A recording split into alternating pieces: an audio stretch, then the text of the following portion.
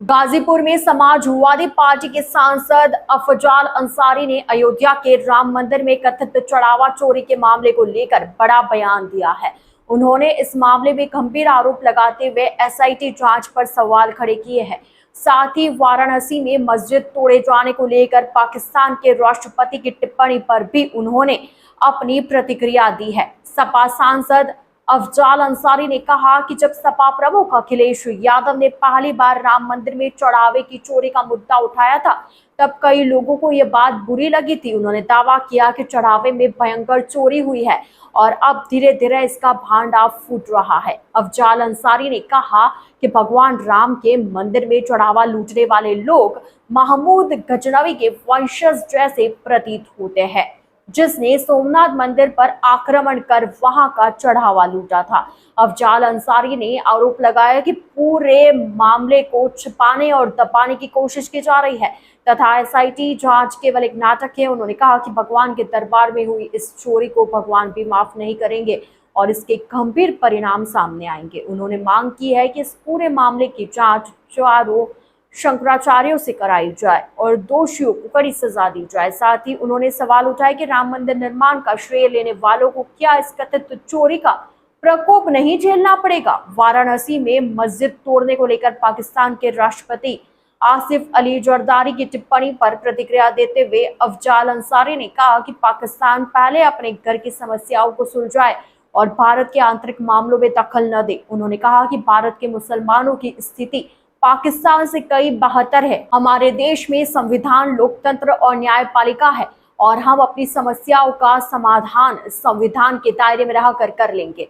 उन्होंने कहा कि भारत का मुसलमान अपने धर्म और धार्मिक स्थलों की सुरक्षा कानून के सहारे करने में सक्षम है। तो ऐसे में एसआईटी की जांच भी चले और जहाँ पर जानकारी आ रही है तो उसमें सबको सब आल इक्वल बताने की बात कही जा रही है। देखिए, माननीय राष्ट्रीय अध्यक्ष अखिलेश यादव जी ने जब पहली बार ये बात कही तो बड़ा मिर्चा लगा था सारे लोगों को।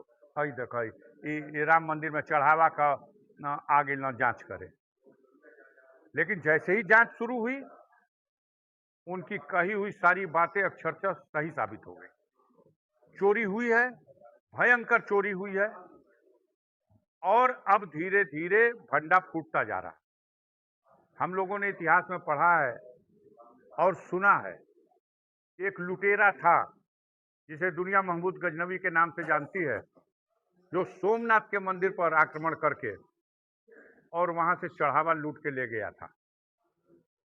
आज सोमनाथ के मंदिर पर चढ़ावा लूट के ले जाने वाले को 1200 साल बीतने के बाद भी आज हम लुटेरा कहते हैं, लुटेरा कहते हैं। और जो भगवान राम के मंदिर में ये जो चढ़ावा लूटने वाले हैं, ये भी तो महमूद गजनवी के ही वंशज लग रहे हैं।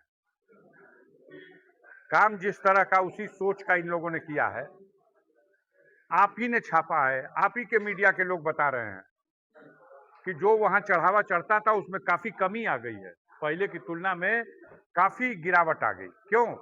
क्योंकि आस्था होती है कि हम अपने आराध्य के चरणों में क्या समर्पित कर दें, लेकिन जब उस आस्था को धक्का लगता है कि ये चढ़ावा, हमारा जो आस्था में चढ़ावा था, इसकी तो लूट हो रही है, तो उससे लोगों को ऐसी क्षति पहुंच रही है जिसकी भरपाई नहीं हो पाएगी। चंपत राय के बारे में जो चर्चा है और पूरी टीम और मंडली जो है छिपाने और बचाने की कोशिश हो रही है, लेकिन ये भगवान के दरबार की चोरी है, भगवान भी माफ नहीं करेंगे। बहुत ही भयंकर परिणाम आएगा, बहुत भयंकर परिणाम आएगा, कोई बचेगा नहीं। जो एसआईटी जांच हो रही है उसका जो ये सब नाटक है, ये सब नाटक है, बिना एफआईआर के एसआईटी जांच होता है कहीं? ये नाटक है। अगर बिना एफआईआर की जांच कराना है तो आदि शंकराचार्य महोदय ने सनातन धर्म के लिए 4 पीठ की स्थापना करके 4 शंकराचार्य बैठाए थे। इस बेईमानी की जांच उन्हीं चारों शंकराचार्यों को सौंप दी जाए। वो धर्म के सबसे उच्च पद पर, पवित्र पद पर बैठे हुए लोग इसकी जांच कर देंगे और इसकी जांच करके जब उनकी रिपोर्ट आए तो उस रिपोर्ट के हिसाब से जो जो इसमें दोषी है सबको दंडित किया जाए। बड़े बड़े लोगों की बोलती बंद हो जाएगी।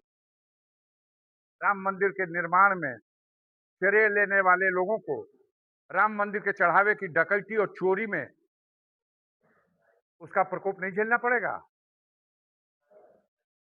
उसकी बदनामी नहीं झेलनी पड़ेगी। और लीपापोती करने लायक है, लीपापोती हो सकती है। चढ़ाए हुए लोग बता रहे हैं कि हमने मणि जड़ित आभूषण चढ़ाए थे, वो नहीं है, मुझे रसीद नहीं दी गई। चरण पादुका चढ़ाई थी, हमें उसकी कोई रसीद नहीं दी गई। कहाँ जवाब देंगे लोग यार, किसको जवाब देंगे? ये वो लोग हैं जो समझ रहे हैं कि हमको अब मरना नहीं है, हम अमर हैं, हमको मर के जा करके किसी को मुंह दिखाना नहीं है, हमारा कोई हिसाब किताब नहीं होगा। ऐसा नहीं है, इस पाप का हिसाब किताब होगा और इसी दुनिया में हो जाएगा, आप देखते रहिए। धन्यवाद।